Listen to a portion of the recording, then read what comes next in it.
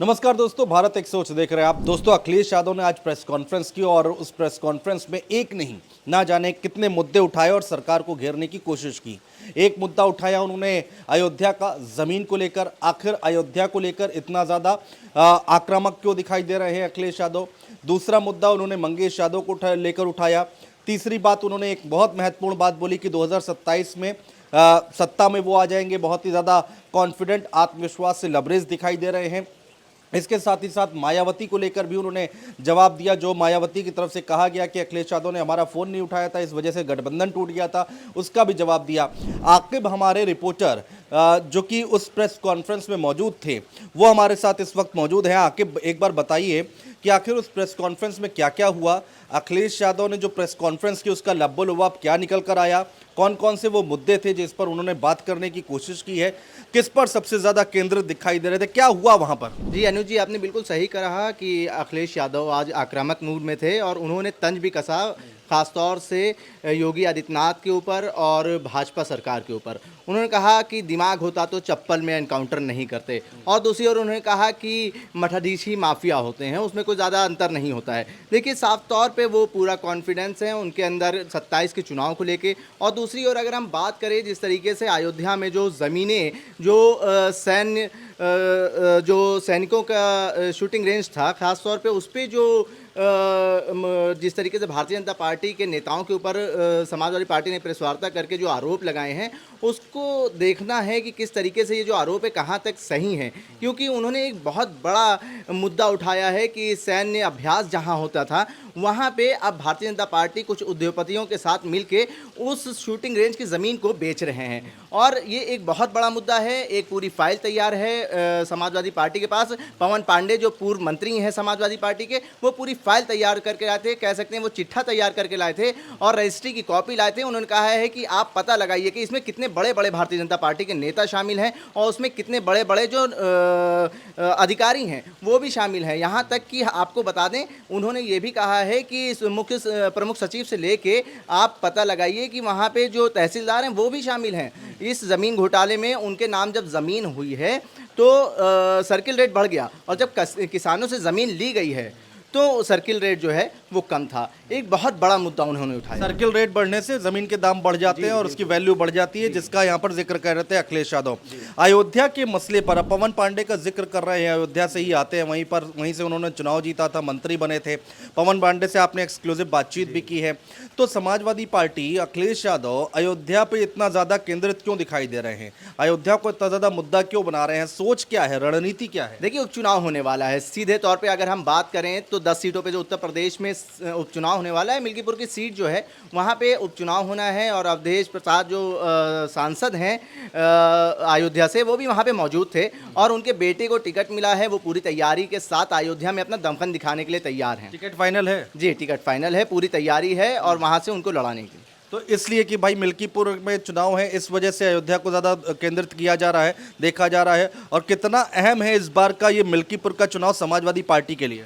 देखिए, मिल्कीपुर अगर हम बात करें तो समाजवादी पार्टी के कब्जे में ही रही है और बहुत मतलब उनका प्रभाव है समाजवादी पार्टी का, तो ज़्यादा कुछ उसमें मुझे लगता है कि फ़र्क नहीं पड़ने वाला है इस उपचुनाव में भी।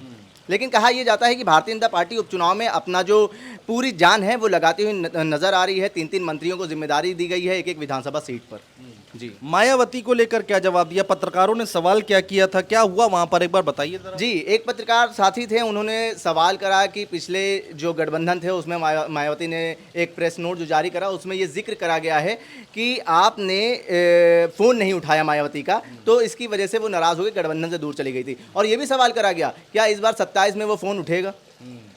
अच्छा, तो ये तो बात हो गई मायावती की। तो उस पर अखिलेश यादव ने जवाब क्या दिया? अखिलेश यादव ने कहा, देखिए, आजमगढ़ के मंच पे जब हम लोग इकट्ठा थे तब वहाँ पे साठ गांठ नहीं बन पाई थी। सीधे तौर पे उनका जवाब ये था कि देखिए, वहाँ पे कुछ चीज़ें ऐसी थी कि हमें पीछे हटना पड़ा। अच्छा, दूसरा ये मंगेश यादव को लेकर जो एनकाउंटर हुआ है उसको लेकर बहुत ज़्यादा यहाँ पर मुद्दा बनाया जा रहा है समाजवादी पार्टी की तरफ से। और आज प्रेस कॉन्फ्रेंस में कई बार इस बात का जिक्र अखिलेश यादव ने किया जो हम लोग सुन पा रहे थे। तो मंगेश यादव का मुद्दा जल्दी शांत होने वाला नहीं। आपकी प्रेस कॉन्फ्रेंस, आज की प्रेस कॉन्फ्रेंस देख के ऐसा लग रहा है? देखिए, एक नया वीडियो एसटीएफ की तरफ से जारी हुआ है, उसमें मंगेश यादव को दिखाया गया है और कहा गया है कि ये मंगेश यादव हैं। लेकिन अखिलेश यादव जो हैं वो साफ तौर पे कह रहे हैं कि हिरासत में लेने के बाद जिस तरीके से एनकाउंटर करा गया वो फर्जी एनकाउंटर है और जाति देख के एनकाउंटर करे जा रहे हैं, पीडीए के एनकाउंटर करे जा रहे हैं। क्या पॉइंट उठाए, क्या सवाल उठाया? उन्होंने सवाल यही उठाया कि जिस तरीके से चप्पल में एनकाउंटर हुआ है, अगर दिमाग वाले होते तो चप्पल में एनकाउंटर नहीं करते। उन्होंने साफ तौर पे तंज भी कसा है मुख्यमंत्री योगी आदित्यनाथ के ऊपर। अखिलेश यादव इतना कॉन्फिडेंट कैसे दिखाई दे रहे हैं 27 के चुनाव को लेकर? जगह जगह हम लोग देख रहे हैं, आप चूंकि फील्ड पर रहते हैं, कवर करते हैं, समाजवादी पार्टी के जो नेता हैं, प्रवक्ता हैं, जो सांसद हैं, उनसे बातचीत करते रहते हैं। समाजवादी पार्टी के कार्यालय में भी आप लगातार जाते हैं, वहाँ पर भी नज़र बना कर रखते हैं। तो वो उस कॉन्फिडेंस के पीछे की मेन वजह क्या दिखाई दे रही है? अनुज जी, जिस तरीके से लोकसभा का परिणाम आया है, आज फिर अखिलेश यादव ने जनता का धन्यवाद करा है, उत्तर प्रदेश की जनता का धन्यवाद करा है और उन्होंने कहा है कि 2027 में इस बार हम बहुत बड़ी जीत हासिल करने वाले हैं और जनता हमारे साथ है। और उन्होंने ये भी कहा है कि एनकाउंटर्स जो हो रहे हैं तो एनकाउंटर्स की राजधानी को उत्तर प्रदेश बन गई है। उनका साफ तौर पे भारतीय जनता पार्टी के ऊपर तंज भी था और हमलावर भी थे कि जिस तरीके से एनकाउंटर्स उत्तर प्रदेश में हो रहे हैं, उत्तर प्रदेश एक एनकाउंटर्स का प्रदेश बन चुका है, राजधानी बन चुकी है। अयोध्या के लिए भी कहा कि वर्ल्ड क्लास सिटी बनाएंगे अगर हमारी सरकार आई। जी जी बिल्कुल, उन्हें कहा है कि सर्किल रेट बढ़वाएंगे और वर्ल्ड क्लास सिटी बनाएंगे और मजबूत इंफ्रास्ट्रक्चर करेंगे और इसके लिए दिमाग होना चाहिए। तंज फिर इस बात पे भी कसा उन्होंने मुख्यमंत्री योगी आदित्यनाथ के ऊपर। तो ये तमाम बातें देखिए प्रेस कॉन्फ्रेंस की निकल कर आई है। आकिब चूंकि वहाँ पर मौजूद थे प्रेस कॉन्फ्रेंस के दौरान, अखिलेश यादव को सुन रहे थे, वहाँ पर जो तमाम नेता थे उनसे बातचीत भी की है। जैसा कि मैंने पहले भी बताया कि पवन पांडे से बातचीत की है जो अयोध्या से आते हैं, फैज़ाबाद से आते हैं, वहीं से वो विधायक भी चुने गए थे। तो ये तमाम बातें जो हैं वो हमने आप तक पहुँचाने की कोशिश की है कि आखिर आकिब वहाँ पर थे, उन्होंने क्या देखा, क्या समझा, किस तरह की रणनीति है और प्रेस कॉन्फ्रेंस के पीछे की सोच और रणनीति क्या है कि आगे कैसे बढ़ना चाह रहे हैं अखिलेश यादव। और लेकिन आज एक बड़ी खबर ज़रूर निकल कर सामने आई है। अखिलेश यादव जो कि लगातार तंज पे तंज कस रहे हैं और एक मोटी कागज़ की फाइल लेकर वहाँ पर पहुँचे हुए थे, कह रहे थे ये सारे नाम हैं। एक बात और उन्होंने कही कि ये सारे नाम सदन में भी पेश किए जाएंगे समाजवादी पार्टी की तरफ से। यानी कि आप ये समझ लीजिए कि ये मुद्दा इतनी जल्दी शांत होने वाला नहीं है।